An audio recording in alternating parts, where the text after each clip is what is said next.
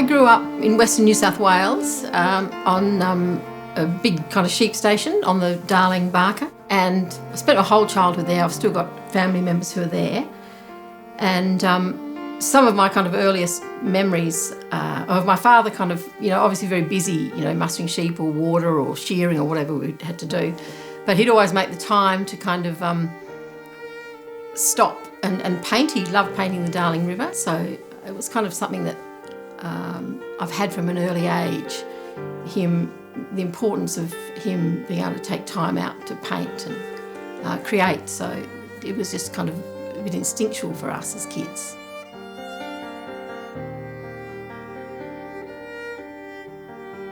We never worked with our father painting. We were quite young. We'd always be playing on the riverbank while he was starting a study or a sketch or something, or a painting. But we used to sneak into his office because he had amazing oil paints. He had gold oil paint, and we'd kind of get some out of the tube and smear it on the walls a bit and just do little, stick figures or whatever you do as kids.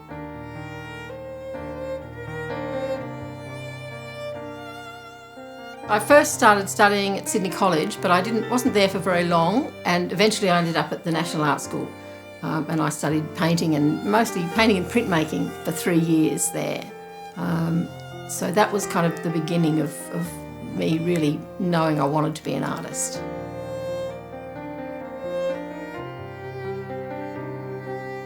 I guess even earlier than art school, I used to love the drawings of Brett Whiteley. They were quite confronting when I was young, but they were also very loose, and I loved the way he could move from drawing a kind of major work of, Lavender Bay or something that was obviously a big work, but then he'd move back home and he'd just draw whatever was, kind of on his coffee table.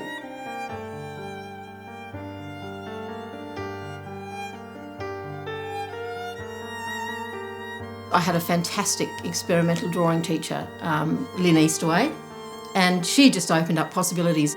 Drawing could be anything. You could draw with light, you could draw with sticks or tape, or there was no limit to what you could do, and that is really where my art practice really just has come from, really, from her experimental drawing classes.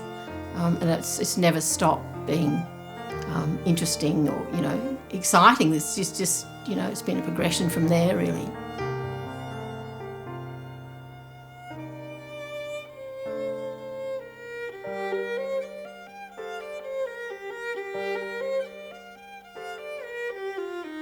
As a rule, I tend to start with a line. And it's generally a drawn or painted drawn line. And objects tend to come later. If I'm using a line as an object, it'll come, later.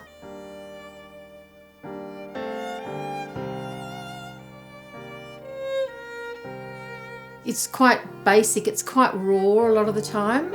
And a lot of the time the work is, it's unexpected for me what comes out of the work. Emotionally, some of the work is really hard, but at times it's also, there's a lot of joy in the work. Time's important in the work, the time it takes, the time I've been doing it, and the time it's given back to me as well.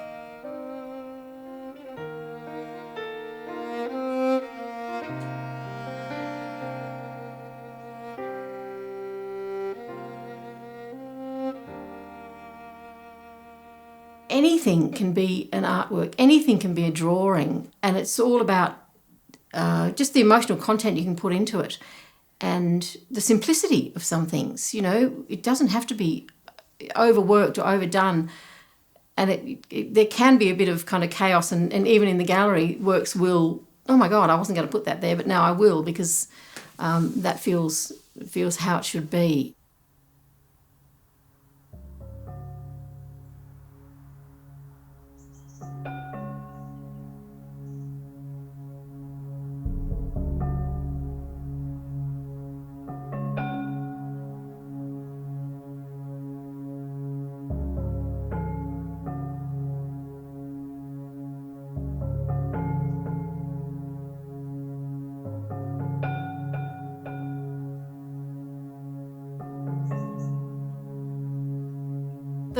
objects and mixed media elements in my work, they kind of almost secondary.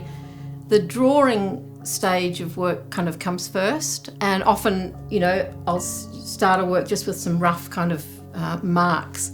Often feathers and hair comes later, either cut hair, just cut onto the painting, or lengths of hair. Feathers are a lovely thing. They slow me down when I work because normally, I'm in a bit of a rush with paint and pencil. But if I use feathers, then it's a really slow process. I have to kind of strip the feather and poke a little hole in the paper and glue from the back. So it just gives me a bit more space in my head kind of when I'm working to use objects. Objects have a very different feel to them. They're slower, and I have to really, kick my brain into gear a bit when I use an object. It demands something more of me than a line with paint or pencil.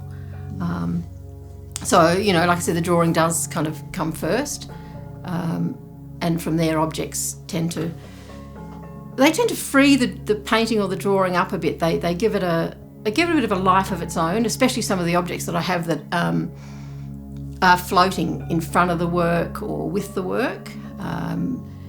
And I think that's kind of good for a viewer too. They're not just fixated just on a work on the wall. It comes out from the wall or along the wall. So yeah, objects are important. And I just collect stuff, so there's always stuff there waiting to find other stuff to end up as an artwork. With some of my objects, I've been working on a series of them, and they're kind of called objects of desire.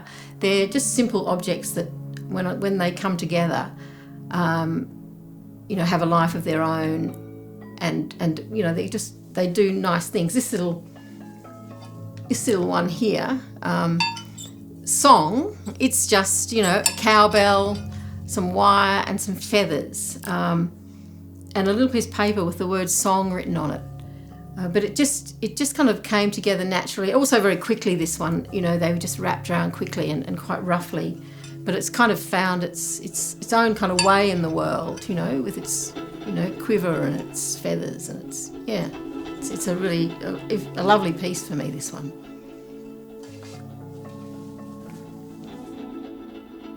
In the other room there, I've got a little drawing, and it's kind of called It's Not All About Happiness. And I've just drawn really quickly with my right hand, I've drawn my left hand like that. And it's quite big, the hand's like that. And I've just drawn my left hand, and then I've put the pencil down, I've swapped, I've got my right hand, and I've drawn my right hand with my left hand. So the little picture has hands like that, but one's a bit clunky because it's drawn with my left hand, and the other one looks okay because it's drawn with my right. And it's titled Right Hand Draws, Left Hand Draws Right.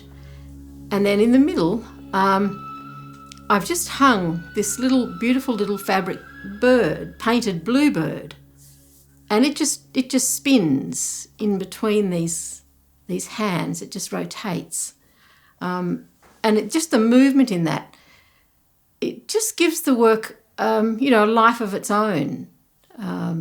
It makes its own decisions then, because it has this revolving object in the hands.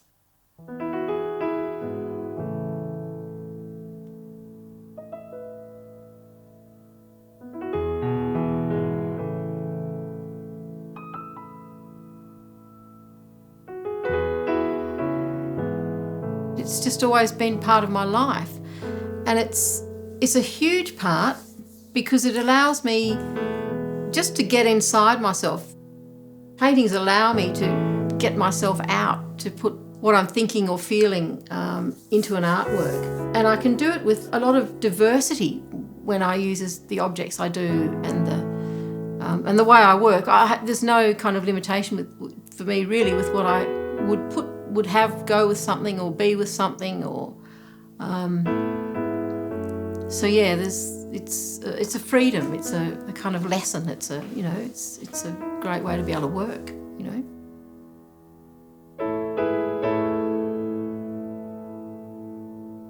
Not all the stories are really that clear, and not all of them are out there kind of in the world. They're more in an inner world for me, and it's pretty much, I like my work to be more for the viewer to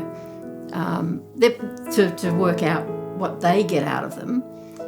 For me, I have an internal story with them, but that's my story, and I kind of almost like that the viewer can take their own story from it, or dig into mine a bit more. But the stories are there, but they're quiet.